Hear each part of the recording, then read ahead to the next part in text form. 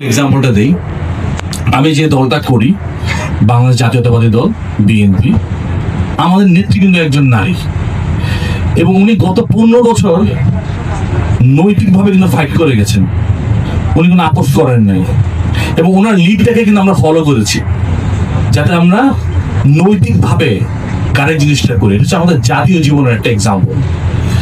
আজকের অনুষ্ঠানে প্রধান অতিথির বক্তব্যে বিএনপি আন্তর্জাতিক বিষয়ক কমিটির সদস্য ইসরাফিল খসরু চৌধুরী বলেন, বাংলাদেশের নারীরা ক্রীড়াঙ্গনে পুরুষদের ছাড়িয়ে গেছে, তবে এখনো তারা যথাযথ সুযোগ পাচ্ছে না।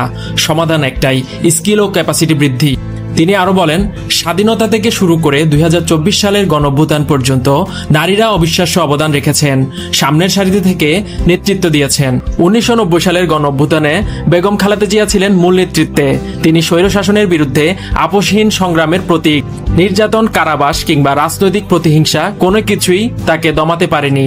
ইসরাফিল খসরু বলেন, 2024 সালের গণঅভ্যুত্থান ছিল জনগণের বিজয়, কোনো ব্যক্তি, গোষ্ঠী বা দলের নয়, আর যেখানে নারীদের ভূমিকা ছিল অত্যন্ত গুরুত্বপূর্ণ।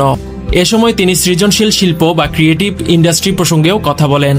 Influencer, makeup artist, content creator কিংবা শিল্পীরা দেশের অর্থনীতিতে গুরুত্বপূর্ণ ভূমিকা রাখছেন। তিনি জানান, বিএনপি এখন ক্রিয়েটিভ ইন্ডাস্ট্রির উন্নয়ন নিয়ে কাজ করছে। দেশীয় শিল্প ও সংস্কৃতিকে ব্র্যান্ডিং করে বিশ্বে তুলে ধরতে হবে।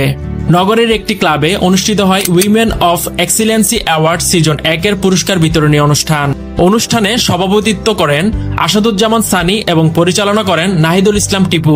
বিভিন্ন ক্যাটাগরিতে পুরস্কার পান 9 জন নারী। তাদের মধ্যে রয়েছেন best designer Sadia Chowdhury, fashion designer Zarin Tasnim, best event management Tanzila Kasfi, best influencer Juhi Chowdhury, best singer Roza Riyan, best doctor Safa ও Afroza Sultana, best homemaker Faria Haque এবং best content creator Sanjida Islam Saima.